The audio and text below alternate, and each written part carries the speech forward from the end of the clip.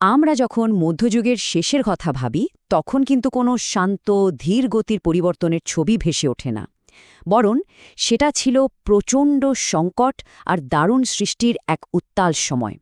চলুন আজ আমরা ঠিক সেই যুগান্তকারী পর্বটা নিয়েই কথা বলবো। দেখব কিভাবে ধ্বংসের ভেতর থেকেই জন্ম নিল একটা পুরো নতুন পরিচয়। এই কথাটা কিন্তু আজকের আলোচনার একদম মূল সুরটাকে ধরে ফেলেছে। মানে এটা কোনো শান্ত পতন ছিল না, ছিল এক তোলপাড় করা, সবকিছু ওলটপালট করে দেয়া একটা যুগ। আসুন দেখি ঠিক কিভাবে এই নাটকীয় সময়টা সবকিছুর চেহারা বদলে দিয়েছিল। ভাবুন তো একবার, প্রায় ১৫০ বছর ধরে প্লেগ, যুদ্ধ আর বিদ্রোহের এক ভয়ঙ্কর ঝড় পুরো মধ্যযুগীয় বিশ্বকে একেবারে ভেঙে চুরমার করে দিয়েছিল। কিন্তু সবচেয়ে অবাক করার মতো ব্যাপার কি জানেন? এই ধ্বংসস্তূপ থেকেই জন্ম নিয়েছিল একটা নতুন আইডেন্টিটি, একটা নতুন সাহিত্য। চলেন খুঁজে বের করি কিভাবে এত বড় বিপর্যয় থেকে এত দারুণ সৃষ্টির জন্ম হলো। আচ্ছা, তাহলে এবার একটু গভীরে ঢোকা যাক, তাই না? প্রথমেই আমরা সেই সংকটের যুগটা নিয়ে কথা বলবো।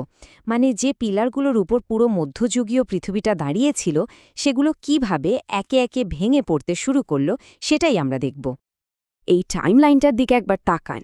পরপর ৩টা বিশাল ধাক্কা পুরো সিস্টেমটাকেই নাড়িয়ে দিয়েছিল।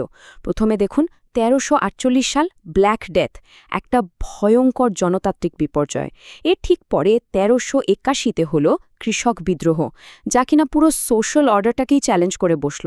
আর সবশেষে ১৪৭৬ সালে এলো প্রিন্টিং প্রেস, মানে একটা টেকনোলজিক্যাল রেভলিউশন। তো এই যে ৩টে বড় বড় ধাক্কা, এগুলোই কিন্তু পুরনো বিশ্বটাকে ভেঙে ফেলার জন্য যথেষ্ট ছিল। সংকটগুলো ছিল ৩ রকমের: জনতান্ত্রিক, সামাজিক আর আধ্যাত্মিক। চলুন এই প্রত্যেকটা সংকটকে এবার একটু কাছ থেকে দেখা যাক। শুধু এই একটা সংখ্যাই যথেষ্ট এই বিপর্যয়ের ভয়াবহতাটা বোঝার জন্য। ইংল্যান্ডের মোট জনসংখ্যার প্রায় ৩০ থেকে ৫০%, ভাবা যায়, ব্ল্যাক ডেথে মারা গিয়েছিল। একবার শুধু কল্পনা করার চেষ্টা করুন একটা সমাজের ওপর এর প্রভাব কতটা গভীর হতে পারে। প্লেগের আগে আর পরে জীবনটা কেমন ছিল তার একটা তুলনা এখানে দেখা যাচ্ছে। দেখুন, প্লেগের আগে কি ছিল? একটা ফিক্সড সামাজিক কাঠামো।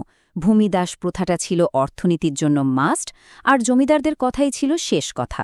কিন্তু প্লেগের পর হঠাৎ করে শ্রমিকের বিশাল সংকট। তখন কৃষকরা সুযোগ পেয়ে বেশি মজুরি চাইতে শুরু করল, আর তার ফলে সামন্ততন্ত্রের গোড়াটা একদম নড়বড়ে হয়ে গেল। আর ১৩৮১ সালের যে কৃষক বিদ্রোহ, ওটা কিন্তু শুধু টাকা পয়সার লড়াই ছিল না, তার চেয়েও অনেক বড় কিছু ছিল। এটা ছিল একটা সাইকোলজিক্যাল ব্রেক। মানে সাধারণ মানুষ প্রথমবারের মতো এই আইডিয়াটাকেই চ্যালেঞ্জ করে বসল যে তাদের সামাজিক অবস্থান ঈশ্বর ঠিক করে দিয়েছেন। হ্যাঁ, বিদ্রোহটা দমন করা হয়েছিল ঠিকই, কিন্তু মানুষের মনে যে নতুন ভাবনাটা একবার ঢুকে গেছে, সেটাকে তো আর থামানো যায়নি। শুধু সমাজেই নয়, সংকটটা কিন্তু মানুষের বিশ্বাসেও হানা দিয়েছিল, মানে একটা আধ্যাত্মিক সংকট।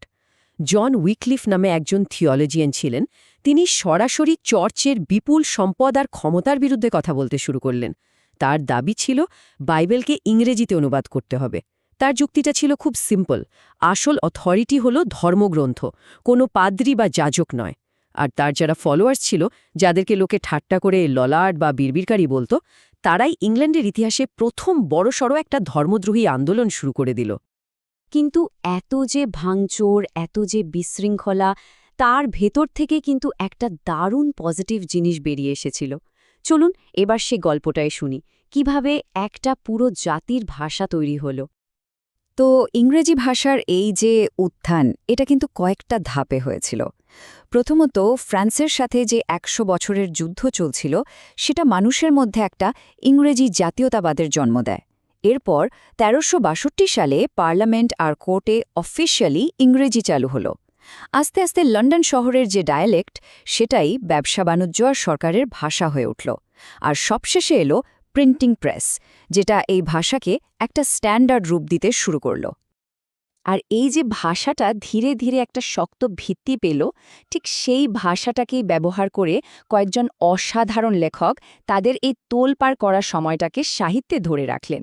বলা যেতে পারে এরাই ছিলেন একটা জাতির প্রথম সত্যিকারের কণ্ঠস্বর। এখানে আমরা ইংল্যান্ডের দুটো একেবারে ভিন্ন ছবি দেখতে পাই দুই লেখকের চোখে। একদিকে ছিলেন জিওফ্রে চসার। তিনি ছিলেন রাজসভার লোক, একজন পর্যবেক্ষক। তিনি লিখতেন ইউরোপিয়ান স্টাইলে, ছন্দে, যেমন আয়াম্বিক প্যান্টামিটা। তার মাস্টারপিস দ্য ক্যান্টারবারি টেলস ছিল সেই সময়ের সমাজের একটা প্যানোরামা। আর অন্যদিকে ছিলেন উইলিয়াম ল্যাংল্যান্ড। তিনি ছিলেন একজন আধ্যাত্মিক সমালোচক, আর তিনি লিখতেন একদম খাঁটি দেশীয় রীতিতে। তার বিখ্যাত লেখা পিয়ার্স প্লাউম্যান ছিল একটা দুর্নীতিগ্রস্ত সমাজে সত্য খুঁজে বের করার গল্প।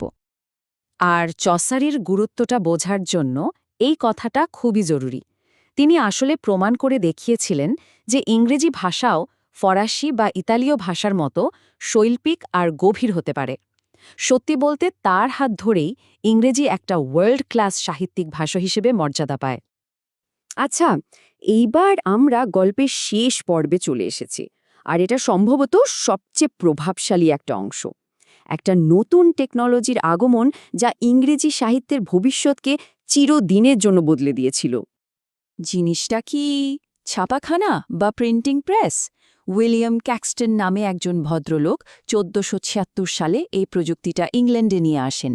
ব্যাপারটা ছিল একটা বিপ্লবের মতো, এমন একটা টেকনোলজি যা দিয়ে মুভেবল টাইপ ব্যবহার করে অনেক অনেক বই খুব সহজে ছাপানো যেত। আর এটাই ছিল ইংরেজ সংস্কৃতির জন্য একটা বিশাল টার্নিং পয়েন্ট। আর এই ক্যাক্সটনের প্রভাব যে কি অসম্ভব ছিল তা বলে শেষ করা যাবে না। তিনি ছিলেন ইংল্যান্ডের প্রথম পাবলিশার, একরকম কালচারাল গেটকিপার। তিনি সিদ্ধান্ত নিয়েছিলেন যে লন্ডনের ডায়ালেক্টে বই ছাপবেন, আর এটাই লিখিত ইংরেজিকে একটা স্ট্যান্ডার্ড রূপ দিতে দারুণ সাহায্য করেছিল। তিনি চসারের ক্যান্টারবারি টেলস বা ম্যালোরির ল্যামর ডার্থারের মতো বই ছেপে সেগুলোকে একরকম অমর করে দিয়ে গেছেন। ভাবুন তো, তার বাণিজ্যিক পছন্দ অপছন্দই কিন্তু শতাব্দীর পর শতাব্দী ধরে ইংরেজি সাহিত্যের গতিপথ ঠিক করে দিয়েছে। তাহলে সব মিলিয়ে আমরা কি দেখলাম? দেখলাম যে সেই ভয়ঙ্কর সংকটের আগুন থেকেই একটা জাতীয় ভাষা, একটা সাহিত্য, এমনকি একটা জাতীয় পরিচয়ের জন্ম হল। আর ঠিক এটাই কিন্তু রেনেসাঁর জন্য স্টেজটা তৈরি করে দিয়েছিল। মানে ধ্বংসের ভেতর থেকেই যে নতুন কিছু তৈরি হতে পারে, এটা তার একটা অসাধারণ উদাহরণ। তাহলে শেষ করার আগে একটা প্রশ্ন রেখে যাই। যদি ইতিহাস এটাই বলে যে সংকটই একটা সংস্কৃতির সবচেয়ে গুরুত্বপূর্ণ গল্পগুলো তৈরি করে, তাহলে আমাদের এই সময়ে, আজকের এই পৃথিবীতে কোন গল্পগুলো তৈরি হচ্ছে? এটা কিন্তু ভাবার মতো একটা বিষয়, তাই না?